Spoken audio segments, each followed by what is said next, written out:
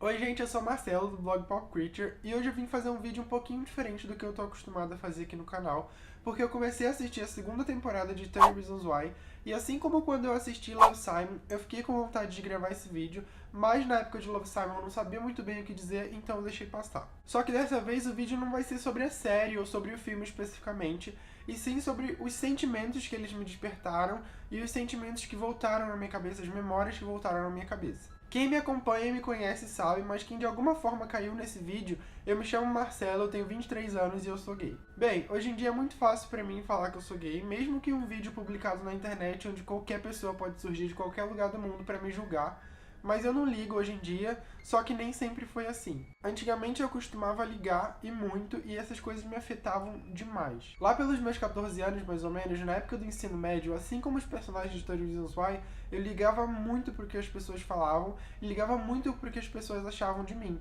Porque eu acho que é nessa época do ensino médio que a gente meio que aceita e define quem a gente realmente é, e foi esse pensamento que me fez querer gravar esse vídeo depois de assistir a série. A série reflete muito sobre o quão tóxico pode ser o ambiente escolar, e como eu meio que experimentei parte disso, eu resolvi gravar esse vídeo contando um pouquinho da minha história pra vocês, porque eu acho importante que nesses dias em que a gente procura tudo que a gente precisa na internet, ter esse tipo de conteúdo disponível para quem esteja passando por situações ruins e não esteja conseguindo encontrar escapatória. Mas voltando, lá pelos meus 14 anos, quando eu entrei no ensino médio, eu ligava muito para os rótulos que as pessoas me davam, e eu ainda estava prestes a descobrir os outros milhares de rótulos que as pessoas poderiam me dar. Naquela época eu já sabia que eu era gay, eu já sentia atração por outros meninos e eu já até tinha tido o meu primeiro crush, sabe? Que rolou mais ou menos da quinta ou oitava série, se eu não me engano. Eu até cheguei a contar pra ele que eu era meio que apaixonadinho por ele. Na sexta série, eu acho que eu contei pra ele. Mas ele era hétero, então não rolou nada. Só que diferente de muitas outras pessoas, ele não começou a me tratar de outra maneira. Ele não começou a me tratar diferente. Ele continuou sendo quem ele era. Ele continuou conversando comigo como se realmente nada tivesse acontecido.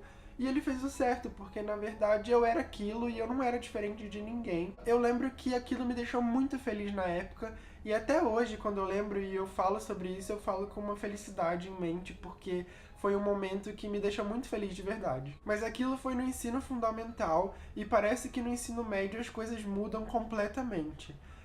Quando você entra no ensino médio, parece que os olhos dos veteranos já estão sobre você, assim, e que todo mundo tá pronto pra te julgar, e é muito bizarro. É tipo em Meninas Malvadas, quando elas estão no shopping e a Cade começa a enxergar tudo como se fosse uma selva. Você é carne nova, todo mundo tá pronto pra te dar o bote e você só quer correr pra caverna mais próxima pra se abrigar de todo o perigo. Eu lembro até hoje que o meu primeiro momento super embaraçoso foi quando uma menina que também era homossexual resolveu fazer uma brincadeira ridícula enquanto o professor não chegava na aula. Eu tava meio que tipo imóvel, tentando passar despercebido e ficar invisível para que ninguém falasse comigo, mas essa menina resolveu vir na minha direção e fazer essa brincadeira comigo, tipo, me colocar meio que na parede, sabe? Essa brincadeira era tipo fazer todo mundo falar palavras completamente ridículas, tipo chiclete, pra ver se a pessoa suava ou não suava gay enquanto ela pronunciava a palavra. Naquele dia eu fiquei muito constrangido e eu não sabia o que fazer, porque todo mundo da minha sala estava participando, todo mundo estava rindo, todo mundo estava achando engraçado, e eu estava me sentindo uma pessoa péssima naquele momento. Mas é porque eu não tinha a confiança que eu tenho hoje em dia. Porque se eu tivesse a confiança na minha sexualidade, se eu tivesse essa confiança que eu tenho hoje em dia, eu teria rebatido aquela menina de uma maneira que ela nunca mais faria essa brincadeira com ninguém, eu tenho certeza. O problema é que depois desse dia as coisas foram só piorando. Primeiro porque eu fazia curso técnico em análises clínicas e isso já era meio que preceito para as pessoas me chamarem de gay, porque o meu curso tinha a maioria dos homossexuais da escola e os outros não eram tão gay assim, sabe? E isso me afetava muito na época porque os meninos de eletrotécnica, principalmente, que era o curso mais hétero da escola, vinham me zoar e zoavam todo mundo do meu curso e faziam piadinhas e era uma coisa muito chata. Mas mais uma vez, se eu fosse o Marcelo que eu sou hoje em dia, eles não teriam feito esse tipo de brincadeira, só que eu não era, então eles fizeram esse tipo de brincadeira e piadinha durante todos os anos que eu estudei lá. E hoje em dia até que um desses meninos que me zoava se tornou meu amigo. Eu lembro exatamente, ele pode não lembrar, mas eu lembro exatamente o momento mais constrangedor em que ele e mais dois outros amigos dele ficavam zoando o jeito que eu falava. Foi muito tenso, muito chato, mas eu virei amigo dele porque eu acredito que as pessoas podem mudar e podem quebrar os preconceitos que elas têm na cabeça delas, sabe? E as coisas continuaram ruins assim durante praticamente todos os 4 anos que eu estive naquela escola. Só que infelizmente não foi só o bullying que me pegou. Eu tava fraco naquela época, eu não era assumido, eu não tinha o apoio da minha família, eu acreditava que eu não tinha o apoio da minha família, embora hoje em dia seja muito diferente, mas naquela época eu achava que eles não sabiam quem eu era, então eu me sentia sozinho. E além de tudo isso, eu acabei me apaixonando por um garoto da minha escola, e não rolou nada entre a gente, mas eu mandava muitas mensagens pra ele, eu dizia que eu gostava dele, só que depois eu acabei descobrindo que ele ficava com um amigo meu, e eles dois ficavam rindo de todas as mensagens que eu mandava, e isso acabou comigo, sabe? E aparentemente nada disso foi o pior de tudo, porque tinha chegado a hora de eu me assumir, a hora de eu sair do armário, e eu não sabia o que fazer. Só que a hora de eu me assumir não chegou porque eu tava 100% confiante com quem eu era, ou porque eu queria muito aquilo, e sim por causa da situação na qual eu caí. Eu tava com a minha autoestima lá embaixo, eu precisava de alguém pra conversar, eu me sentia muito sozinho, então eu comecei a entrar em vários sites de relacionamento na internet, e eu acabei conhecendo um cara. Era um cara mais velho e aparentemente mais experiente, pelo menos pra mim, e ele se mostrava super solícito quando eu precisava conversar sobre essas coisas com ele, e ele parecia entender o que eu tava passando. Mas naquela época eu meio que não enxergava a encrenca na qual eu tava me metendo. Eu queria ter esse olhar mais maduro que eu tenho hoje em dia pra ter passado por isso e contornado isso de uma maneira completamente diferente, pra que eu não precisasse passar pelas coisas que eu passei. Eu tava nos meus 15, 16 anos, pelo que eu me lembre, e esse cara tinha me contado que ele tinha o quê? Uns 36 anos, pelo menos 20 anos a mais que eu, e era o que ele tinha me contado, né? E relembrando tudo e pensando nas feições dele, talvez ele tivesse até mais que 36 anos, mas ele tinha me contado que ele tinha 36 anos, então naquela época meio que fez sentido pra mim. E ele me buscava na escola, ele me fazia faltar aula, a gente ia pra casa dele assistir filme, e é claro que rolavam algumas coisas a mais, mas a gente nunca chegava no vamos ver porque eu tinha medo, eu tinha alguma coisa na minha cabeça que não me deixava fazer aquilo, e eu agradeço ao universo por não ter me permitido fazer isso e completar essa coisa na minha vida. Eu saía com ele e ele também se chamava Marcelo, ele me disse que se chamava Marcelo, e eu achei até engraçado e coisa do destino, porque eu também me chamo Marcelo, mas há pouco tempo esse assunto voltou na minha cabeça, e aí acabou que o Facebook me sugeriu ele como amigo, só que o nome dele não era Marcelo no Facebook, e eu achei isso muito estranho, mas eu apaguei, eu deletei isso, porque eu não queria mais voltar nesse assunto. Só que eu sinto que hoje eu preciso falar sobre isso, porque talvez tenham pessoas que precisem escutar esse tipo de coisa, porque talvez estejam passando pela mesma coisa que eu passei, né? Marcelo saía comigo, só que ele também saía com outros meninos, e um deles morava na casa dele, os outros não saíam de lá de dentro. Inclusive, um deles foi me buscar na escola junto com ele uma vez, mas pra mim não era nada estranho naquela época. Hoje em dia eu vejo com outros olhos e eu acho estranho, mas pra mim naquela época era normal, sabe? Porque eles saíam juntos pras festas, eles saíam juntos pro shopping, eles faziam várias coisas juntos, então era normal pra mim. Eu passei praticamente um ano inteiro saindo com ele, e o resultado disso foi inúmeras faltas na escola, nota baixa e uma repetência. E foi aí que a minha mãe descobriu, ela descobriu de alguma forma que eu não sei, mas a minha mãe me conhece muito bem, então eu acho que foi isso. E ela sentiu que eu estava passando por uma coisa diferente, e aí ela veio conversar comigo e perguntou, e eu não tinha pra onde fugir. Eu tive que contar porque eu já não aguentava mais ver a minha vida afundando cada vez mais, sabe? Então eu contei pra ela que eu era gay, só que ela e meu pai sabiam da existência desse cara, então eles acabaram, em primeiro momento, falando que era influência e que tudo estava rolando por influência desse cara, e isso foi me afundando cada vez mais, e eu tava descendo pro fundo do poço e eu não sabia como sair de lá. E as coisas foram só piorando porque eu tive que prestar queixa sobre esse cara, e eu tive que ir na delegacia fazer exame de corpo de delito, e esse foi um dos momentos mais degradantes, assim, da minha vida. Eu me senti um lixo, eu me senti uma pessoa suja, e o pior de tudo é que eu tive que passar por um psicólogo na delegacia, em que ele não me ajudou em nada, e ele me tratava como se eu não soubesse de nada, como se eu não soubesse do que estava acontecendo, mas eu sentia que ele me olhava com um olhar de julgamento, sabe? E era um olhar que eu não esqueço nunca mais na minha vida. Era meio que como se ele dissesse com os olhos, tipo, eu sei que você gosta do que ele estava fazendo, eu sei que você gostava do que ele estava fazendo, não adianta você mentir. E eu sentia que ele queria falar isso pra mim, porque os olhos dele diziam isso, sabe? Foi tudo muito complicado, mas eu acabei passando por tudo isso porque eram meio que situações externas, sabe? Eu ainda voltava pra casa e eu ainda tinha a minha cama pra me reconfortar. E eu ainda tinha o meu espaço pra ficar quieto na minha. Mas aí as coisas foram ficando difíceis em casa também. E isso era a última coisa que eu queria que acontecesse, porque a minha casa era o lugar que eu tinha pra ficar quieto na minha e eu queria ter a minha família e eu não queria que nada disso fosse afetado por quem eu era ou pelas coisas que eu tinha feito. Mas a minha mãe ficou muito triste com toda essa situação, então a gente acabou ficando uma semana inteira sem se falar e isso me doía de uma maneira que eu não consigo nem descrever, porque a minha mãe sempre foi o meu ar, assim, ela sempre foi o meu apoio e sem ela eu não sabia pra onde correr. E isso me doeu muito. E aí parecia que eu não tinha mais o apoio dela em nada, sabe? Mas só parecia, porque ao mesmo tempo que eu tava sofrendo, ela também tava sofrendo, se perguntando onde ela errou ou o que ela fez pra deixar essa situação acontecer comigo.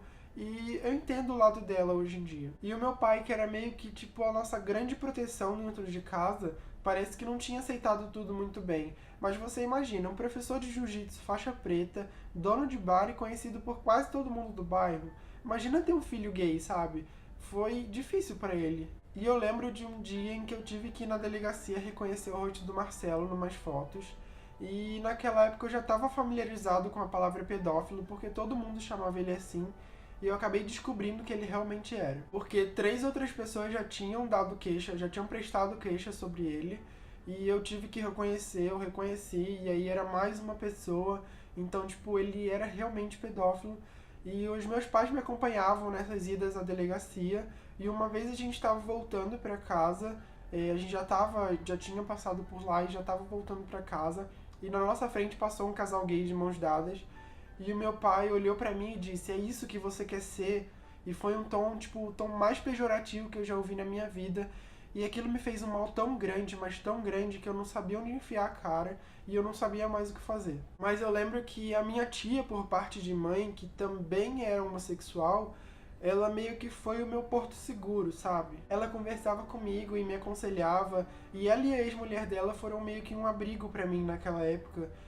Elas não devem saber disso, mas elas realmente tiravam coisas pesadas da minha cabeça, pensamentos muito ruins da minha cabeça, só pelo fato delas existirem, porque eu sabia que eu tinha alguém com quem eu podia contar, alguém que eu podia abraçar, alguém que podia me abrigar e alguém que não sei, que eu podia correr e ter como apoio naquela época.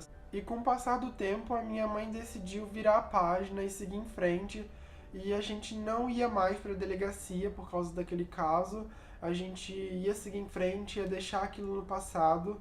Eu acho que é porque ela tinha percebido que aquilo estava me afetando demais, sabe? E eu não estava bem, eu não comia bem, eu me sentia muito mal, eu acabei ficando com anemia, eu emagreci. E eu queria me sentir mal naquela época, porque nada me fazia me sentir bem. Então eu me trancava no meu quarto, eu chorava, eu era uma pessoa fora de casa e uma pessoa dentro de casa, eu não era quem eu queria ser, então eu não sabia o que fazer. Mas o tempo foi passando e eu tive algumas conversas com meus pais e eles perceberam que eu era aquilo e que nada ia mudar e que eu ainda era o filho deles. E eles nunca me destrataram e sempre quiseram o meu bem, e de alguma forma eles perceberam que eu ser gay não ia mudar e não ia me fazer uma pessoa diferente. Eu ainda era aquele Marcelo chatinho que fazia cara feia pra tudo, mas que no fim das contas tinha um bom coração e que só queria ser feliz. E o tempo foi passando ainda mais até que tudo se acertou e eu acabei conhecendo meu namorado, Felipe, que foi a pessoa que me fez enxergar de novo o mundo com cores e do jeitinho Disney dele, e foi uma pessoa que me trouxe a vida de volta, sabe? Eu entrei pra faculdade lá no Rio, e depois eu larguei a faculdade, vim morar em São Paulo com o Fê, e muita coisa boa aconteceu desde então. Eu tenho meu blog, eu tenho meu namorado, eu tenho a minha casa, eu tenho o meu cantinho, eu tenho a minha família paulista, a minha família carioca, os meus amigos, e finalmente eu sinto que eu posso ser feliz do jeito que eu deveria ter sido desde o começo. É claro que de vez em quando bate uma saudade enorme da minha família carioca, do meu pai, da minha mãe, do meu irmão, da minha tia, de todo mundo de lá. Só que sempre que dá eu vou lá visitá-los e é uma alegria enorme. Inclusive foi a minha mãe que sugeriu essa pauta pro canal, porque há um tempo atrás eu fui no Dia das Mães pra lá e eu conversei com ela que essas coisas estavam voltando na minha cabeça, a gente sentou, conversou, e ela falou: filho, por que você não grava um vídeo? Ou por que você não escreve? Então, graças à minha mãe, esse vídeo tá aí. Eu espero que eu possa ajudar muitas outras pessoas só contando a minha história e dizendo que vocês não estão sozinhos nessa. E pra quem assiste 30 Reasons Why, a gente é meio que todo mundo um pouco Hannah Baker, porque sempre tem um momento da nossa vida em que a gente quer matar e acabar com aquilo que nos define. E às vezes a gente pode até dizer isso em uma palavra, como gay, ou um sentimento que a gente quer que acabe, ou um boato que espalharam sobre a gente que a gente quer apagar, mas no fim das contas a gente sempre tem uma coisa que a gente quer que desapareça ou que tenha fim. E é aí que inúmeros pensamentos começam a passar pela nossa cabeça, inúmeros pensamentos tristes e pesados em momentos de fraqueza da gente. E são esses pensamentos que criam as inúmeras Hannah Baker que existem por aí, as inúmeras Hannah Baker que a gente conhece ou que a gente conhecia, mas que não tiveram tempo de contar as suas histórias e de viverem as suas vidas porque elas foram tiradas. Mas é nesse momento que a gente precisa se cercar de todas as pessoas que a gente ama e que amam a gente. É uma frase meio clichê, mas eu falo por experiência própria, porque se eu não tivesse me cercado de pessoas que me amam e de pessoas que eu amo e de pessoas que ligam pra mim, que se importam comigo, eu teria desistido, eu acho. Mas essas pessoas me fizeram perceber que todos os rótulos que colocavam em mim e todas as coisas que me definiam eram apenas parte da minha história. Parte da minha história que eu tô contando nesse vídeo, parte da minha história que eu tô escrevendo ainda e que eu ainda tenho pra viver. E o que eu tenho pra dizer pra você é: tenha orgulho de você mesmo, mesmo quando disserem que você não vale nada ou que você não deveria nem existir. Tenha orgulho de você, porque só você pode contar a sua história, só você pode escrever a sua história e mostrar para o mundo quem você realmente é. E se você precisa conversar com alguém, mas quer que seja alguém diferente, ou tá passando por um momento em que você não consegue confiar em ninguém, acesse 30reasonswhy.info. Eu espero que esse vídeo tenha mudado a sua percepção de alguma coisa, ou tenha acrescentado alguma coisa na sua vida, ou simplesmente tenha te feito refletir sobre o tema. E se você gostou, dá um like, se inscreve no canal. E é isso aí, gente. Obrigado por assistirem até aqui e até a próxima. Tchau!